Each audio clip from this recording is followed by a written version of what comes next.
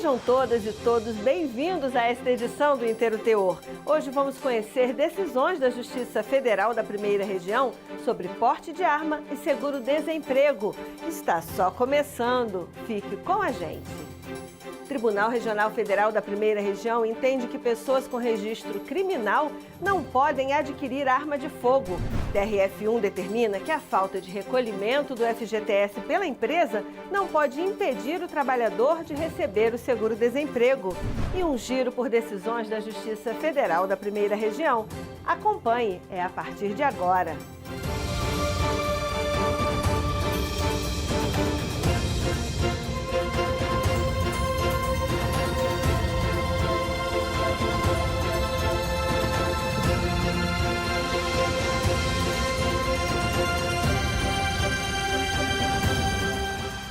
Estão em discussão no Supremo Tribunal Federal trechos de decretos da Presidência da República que regulamentaram o Estatuto do Desarmamento, flexibilizando a compra e o porte de armas. Discussões à parte, o que está no Estatuto é lei e deve ser seguido. Por exemplo, a proibição da venda de arma de fogo a uma pessoa que não comprove honestidade foi a base de uma decisão do TRF da Primeira Região.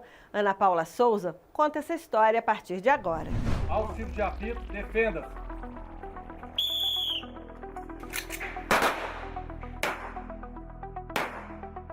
Isso é meio relativo, né? Você vai dar um porte, vai dar uma arma para um criminoso que já usou a arma para fazer o mal. Aí eu sou contra. Eu acho que não. Para mim, não. Na verdade, ele não deveria ter um porte de arma, né? Porque essa pessoa não está preparada para isso. Pode. Mas só para a polícia. O assunto foi tema de julgamento da 5ª Turma do Tribunal Regional Federal da Primeira Região. O entendimento foi que não é possível a aquisição de arma de fogo por pessoas que não comprovem sua honestidade com a apresentação de certidões negativas de antecedentes criminais fornecidas pela Justiça Federal, Estadual, Militar e Eleitoral. Além disso, o interessado não pode estar respondendo a inquérito policial ou processo criminal. No caso em questão, um homem que respondia a inquéritos criminais e já havia sido inclusive condenado, insistiu em pedir autorização para poder comprar uma arma de fogo. Após ter seu pedido negado pela Polícia Federal, ingressou com uma ação na Justiça para tentar obter o direito. No julgamento, a relatora do caso, desembargadora federal Daniele Maranhão, destacou que, de acordo com o Estatuto do Desarmamento, conceder ou não o direito à aquisição e porte de armas de fogo a um cidadão é prerrogativa do Estado, faz parte do poder discricionário da administração, que avalia individualmente cada caso. No caso em análise, o homem não apresentou certidão específica de baixa ou arquivamento dos processos criminais, por isso, não atendeu aos requisitos legais nem comprovou sua idoneidade. Anexou uma certidão que era positiva, ou seja, ele tinha um histórico criminal que impossibilitou a emissão de uma certidão negativa e, por consequência, não cumpriu um requisito extremamente objetivo previsto na lei. De acordo com o Estatuto do Desarmamento, para adquirir uma arma, o civil precisa comprovar que não possui antecedentes criminais, nem responde a processos criminais ou inquéritos policiais.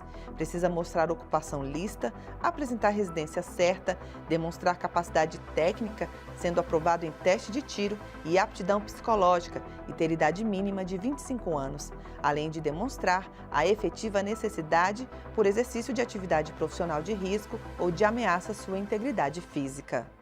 Tanto para a posse quanto para o porte, eu preciso demonstrar que eu tenho necessidade de ter aquela arma. No caso da posse, eu preciso mostrar que eu tenho a necessidade de ter aquela arma na minha residência.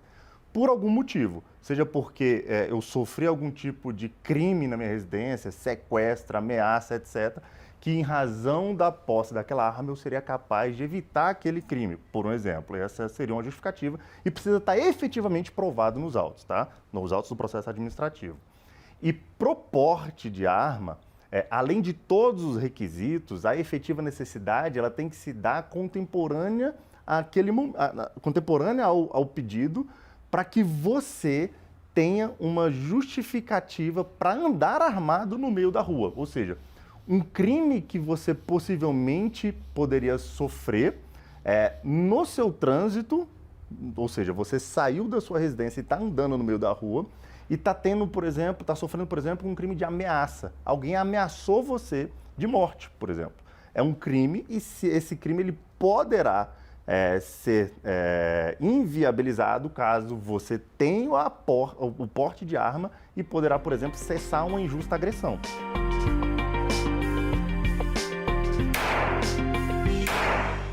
E veja a seguir, TRF1 determina que a falta de recolhimento do FGTS pela empresa não impede o trabalhador de receber o seguro-desemprego.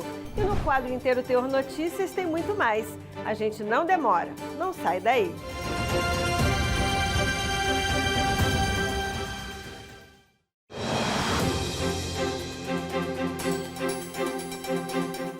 A perda do emprego pode ser um dos acontecimentos mais estressantes que alguém pode enfrentar.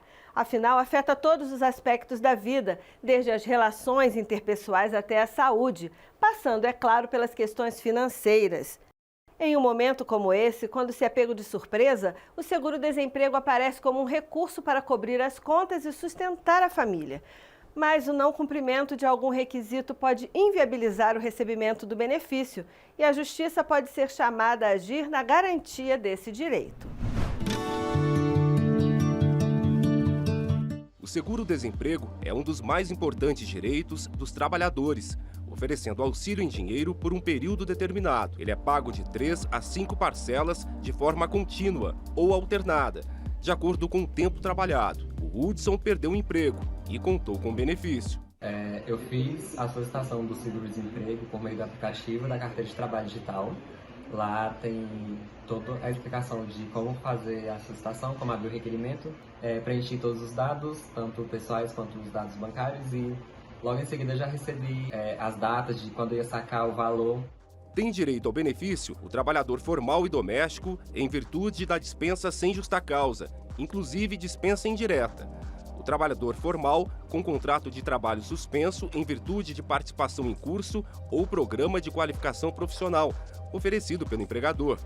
O pescador profissional durante o período do defeso e o trabalhador resgatado da condição semelhante à de escravo. É na hora de comprovar os requisitos que podem surgir problemas.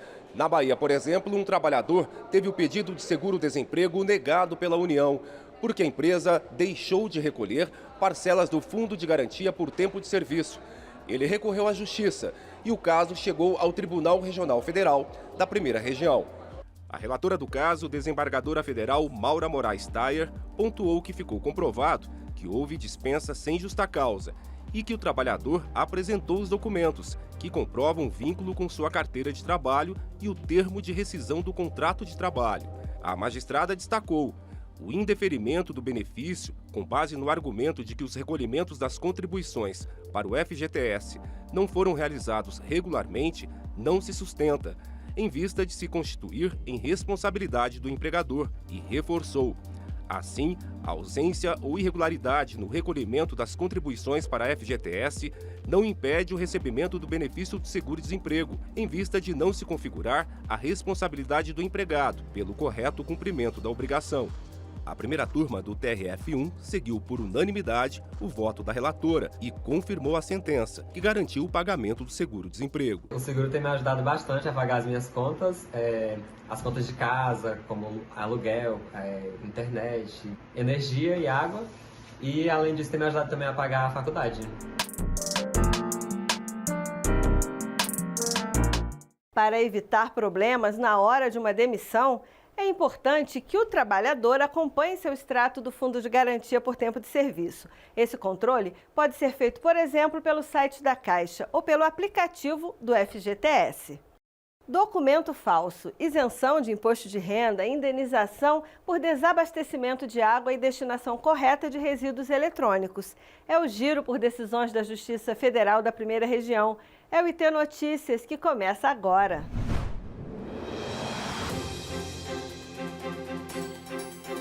A fim de evitar a execução de um mandado de prisão pendente em seu nome, um homem apresentou para a Polícia Federal uma carteira nacional de habilitação falsa.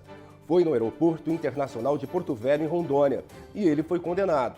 Inconformado, recorreu ao TRF1, alegando que não seria ilegal usar documento falso para evitar ser preso. Sustentou ainda que não chegou a apresentar a falsificação por iniciativa própria. já que o documento foi pego pelos próprios policiais dentro da carteira. Mas, segundo a relatora, juíza federal convocada, Olivia Merlin, os tribunais superiores já consolidaram o entendimento que a conduta de apresentar falsa identidade perante a autoridade policial é crime, ainda que seja por alegada autodefesa.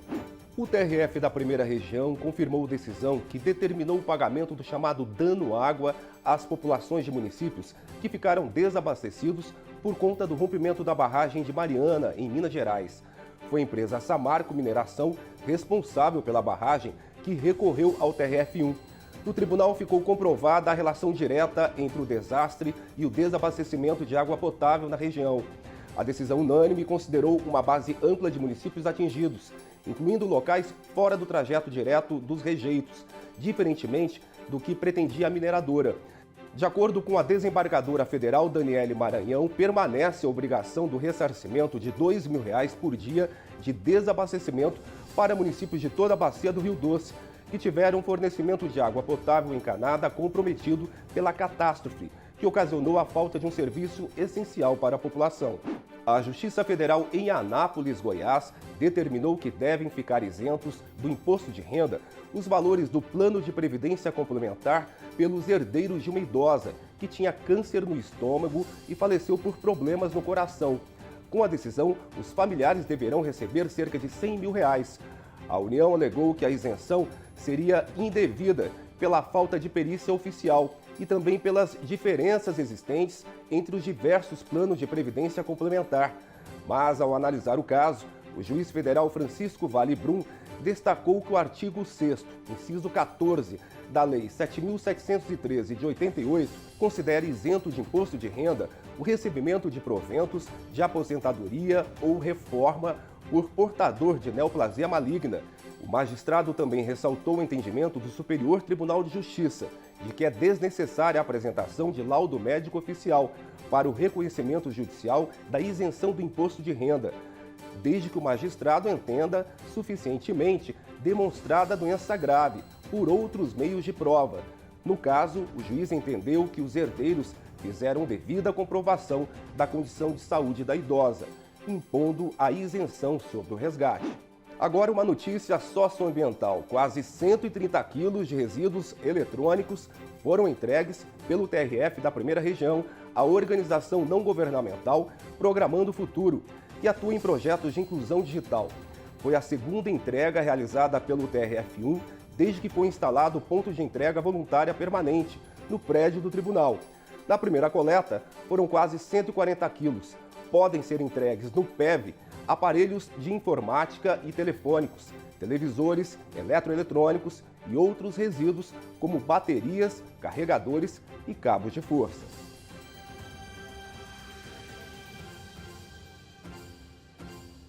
Por hoje terminamos, mas todo dia o portal do TRF da Primeira Região traz novidades para você. E também as nossas redes sociais, Facebook, YouTube e Instagram. Até o próximo Inteiro Teor. Tchau!